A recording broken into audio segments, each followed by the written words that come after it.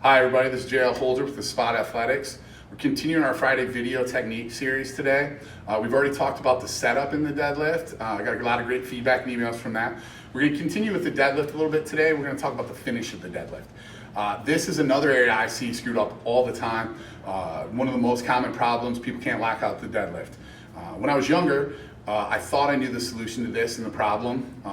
Big heavy rack pulls like we have set up here. What I've realized as I've dug more into it and become more educated with it is that actually it's a lot of faulty pattern is the cause more than the strength is. A lot of people use their lower backs to extend the hips at the top and try to arch through instead of bringing their hips through and squeezing their glutes. Your glutes are your primary hip extensors. Your glutes are way bigger than your erectors. So those muscles can generate tons more power to extend the bar and lock deadlifts out. So if you're not doing it properly, you're really cheating yourself out of a ton of weight. The one problem is to learn how to properly pelvic tilt, and that's a word that kind of people throw around in PT and things and use it in really just dumb ways. But a pelvic tilt is unbelievably important just as a basic athletic movement pattern. To lock out a deadlift, you have to have a good pelvic tilt. If you don't have a good pelvic tilt, you can't engage your abs and your glutes. You cannot lock out big weights. When you watch the best deadlifters, they have great pelvic tilts. They lock out really smooth, hips slam through, and that's how you move big weights. Guys that struggle with lockout, they try to arch through, their legs end up rebending. I see guys get deadlifts passed when they rebend and arch, and it drives me crazy because their legs aren't locked out and they just arch through, and the judges see their hips locked up, their legs are really bending and they haven't locked anything out. At the big meets and when you get to the big weights, that won't fly with those judges. And also, you're really limiting your potential by doing that because that's only going to get you to a certain weight. So when I talk about pelvic tilt, what am I talking about? Basically, it's how the pelvis moves. A lot of powerlifters, bigger guys, are going to have a slightly anterior pelvic tilt. That's actually fine. We don't care. A lot of people talk about we want neutral, we want neutral. If you're going to be big and strong, it should be a little anterior pelvic tilt. You should have a big ass from squatting. If you don't, then you need to squat more. So a great test for pelvic tilt that I use for people if I see that they can't lock out a deadlift, it's what I start with to see, do they have the mechanics? If you can't do this with body weight, then you're not going to do it with 600 pounds in your hands or 800 pounds in your hand. So a simple way to do it is all we do is we have them take shoulder width stance, cross your arm to your shoulder, bend over to about a 45-degree angle. We look at the back angle. It should be fairly flat at this point. Then what we do is we have the people arch first and go into a really hard anterior pelvic tilt, and then we go into a posterior pelvic tilt. So we just go from arch to posterior, arch to posterior, just like that. And it should be nice and smooth, and my shoulders should be staying exactly in the same location. Now you notice there's a tiny bit of shake with mine. I've had some lower back issues. My lower back's really flared up over the last 2 days. It's created some issues. So there's that little bit of, call it shaking, whatever. We definitely want it to be a little smoother than that, but I still have a good pattern. I just have some mechanical issues that need to be corrected. It's funny though, I've tested people. Joe Shrillo writes for EliteFTS.com. Was an intern of ours this summer. He has a hard time locking on his deadlifts. We did this test with him, and I really need to post video because when I asked him to pelvic tilt, he went arch and he barely moved. And then I said, okay, posterior pelvic tilt, and he went like this. His hips never moved, he just bent over.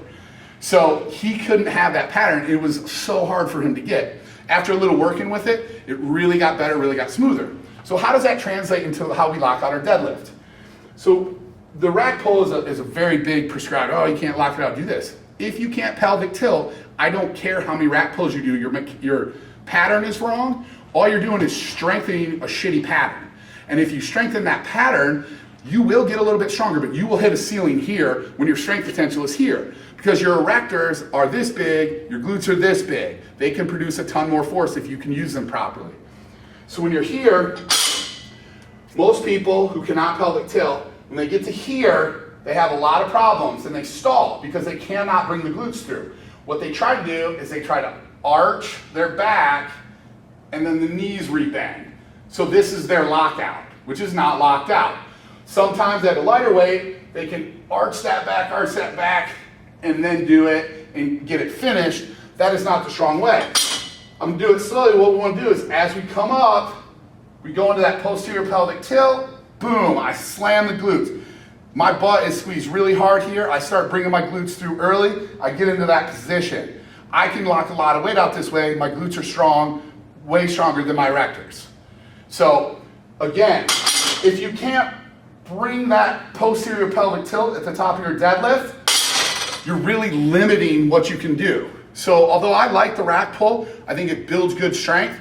If you're doing it because you can't lock up the deadlift, you may be missing what the real problem is. So if you have a training partner, have them watch you, see what you do. Or just do that test for pelvic tilting and see how you do. You can do it in the mirror, have a friend do it, training partner. If you don't have a training partner at home, just videotape yourself when you're deadlifting and you're locking out, and are you pelvic tilting? Or just, like I said, look in a mirror and see, can you do the pelvic tilt? If you can't, you need to work on it. How do you work on it?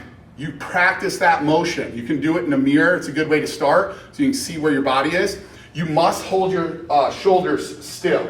So if you're doing it and you're going like this and you're all over the place, that's not pelvic tilting, that's doing what you do with your deadlift, which is just extending the back. So work on this. It's a great way to fix your deadlift. At first when you do it, you might actually drop your deadlift a little bit because you haven't been properly using your glutes, so you need to get that pattern strengthened. So you'll take one step back, but you will take 100 steps forward in your PRs. So I've seen guys stuck with a deadlift for 10 years. Same weight, same weight, same weight. We do this, they drop a little bit, and then in 6 months, they're breaking PRs by 70, 80 pounds. So don't be afraid to take a little step back to be able to do it correctly, because if you get this right, you'll be setting big PRs really soon.